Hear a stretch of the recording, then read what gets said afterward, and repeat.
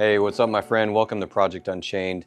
Today, I want to continue on the last two videos. The last two videos, we talked about defining the nice guy and what the nice guy is and what that role is when we step into that, and people-pleasing, the maze of people-pleasing tendencies that can create limitations in our life. And I wanted to define those two because they're very overlapping. There's a lot of similarities between the two types of behaviors, and some of their roots are in the same place. And that's what I want to talk about today. The roots of people-pleasing behaviors, the roots of the nice guy mentality. I've personally found it really beneficial in this journey of personal development to be able to kind of look at things and understand where certain behaviors and tendencies and choices and things of that nature have been born from. I don't necessarily need to pinpoint the time and the moment in my life that it occurred that pushed me down that path, but like generally and broadly speaking, having a bit of an understanding of where those things have come from have been really helpful and powerful for me to break free from those limitations, from those limiting thoughts and beliefs, from those limiting behaviors and choices, and show up more authentically and do things and participate in life in ways that I really want to.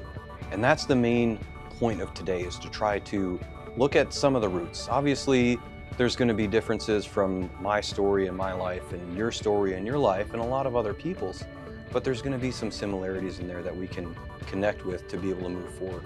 And that's why we're here. We want to be able to move forward without these limitations. When we generate the awareness to these behaviors, that's when we empower ourselves with choice to be able to choose differently. And that is huge. That's the whole process of breaking free from those limitations, is the awareness to the choice that creates the limitation of the experience so we can make a different choice. What's important about that, behaviors are choices. And when we tap into the idea that it's a choice, guess what? We get to choose differently. If it's a choice that creates a limitation in our life, we get to choose something different. We can participate in a different way that helps elevate the experience towards something that's more meaningful and more joyful in our life. Choice is key. And all behaviors, all of our actions, all of our reactions, all those things, when we get really conscious of it, is a choice, and we get to make that choice every single moment throughout every single day. Developing that awareness to where those things come from and where the roots are. One of the first places those roots are kind of born from is that low self-esteem, low sense of self-worth. When we don't think very highly of ourselves, we're a lot quicker to give ourselves away to try and win the affection of other people, whether it be from a romantic setting or from a I want friends in my life setting. That can also tie into lack of social skills and inability to kind of read and understand when people genuinely need our help or when they might be trying to take advantage of some of those people-pleasing tendencies.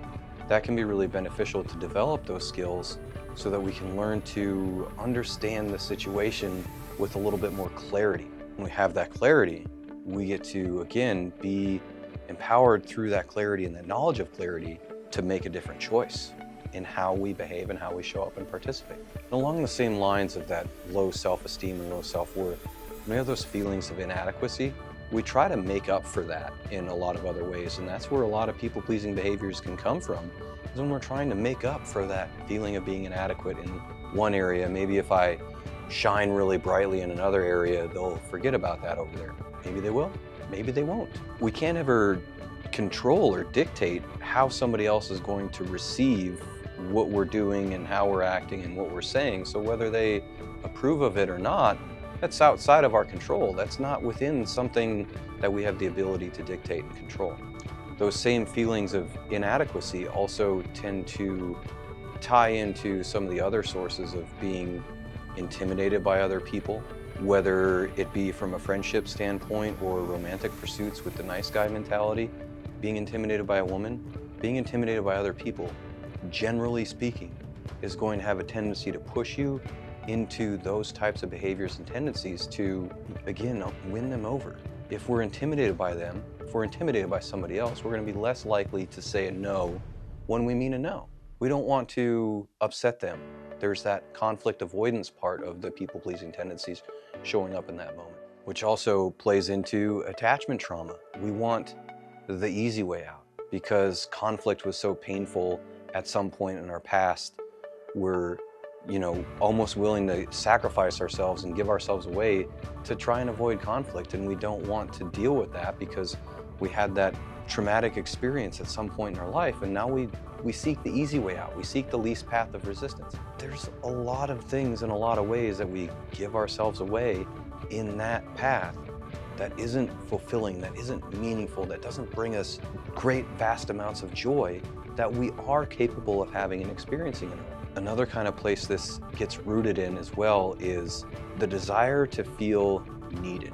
If we have this desire for other people to need us, we're gonna have a tendency to do all those different things to get them to rely on us, to get them to not be able to do their life without our support and services. And that desire, when strong enough, again, is one of those things that will lead us down that path of people-pleasing tendencies and doing things to win that affection and win that feeling of being needed. And at the end of the day, all those different things, it comes down to it's a coping mechanism. It's a coping mechanism, especially the way I look at it for me and the way I experience things. From having all those years of being bullied and being rejected by my peers, this was my way to win affection, my way to win friendships and have acceptance from the people around me. And that was all rooted within that fear of rejection. Now here comes the hard part. This fear of rejection, while a lot of times it is a bit of a product of our environment and that acceptance from our peers, at the end of the day, we have to be able to look at ourselves in the mirror and ask, do I accept myself? Because that is the main root. That's the deep root to all this, is that self-acceptance. If I have accepted myself, that melts away any and all of that fear of rejection. It doesn't matter. I know that when I accept myself, I will find the people that I'm supposed to be with. I know that and I trust that. It can be a tough place to get to that point, but when we can look at that kind of dark truth for a moment, we can shine light on it. When we shine light on it, it's less scary. We're not going to fear it as much. There's a whole lot of light. We can see everything now. We're no longer in the darkness. We've shown the light. From there, we can cultivate that self-acceptance. And when we cultivate that self-acceptance, we are going to have self-respect. And through the virtue of developing that self-acceptance and that self-respect, we're no longer going to participate in people-pleasing tendencies. We're no longer going to sit and fill that nice guy role. We're going to do the things that honor ourselves, and we can also do them in a way that is still nice and respectful and kind of other people along the way without giving ourselves away.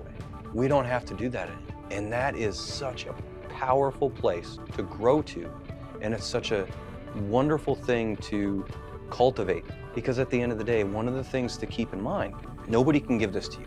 I cannot give this to you. You can only give it to yourself.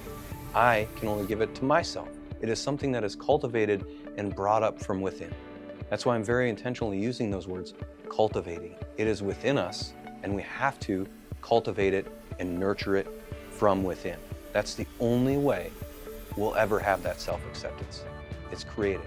So the challenge for today's video is I want you to connect with that idea of owning the self-rejection that's being cultivated and being created and being a part of your narrative.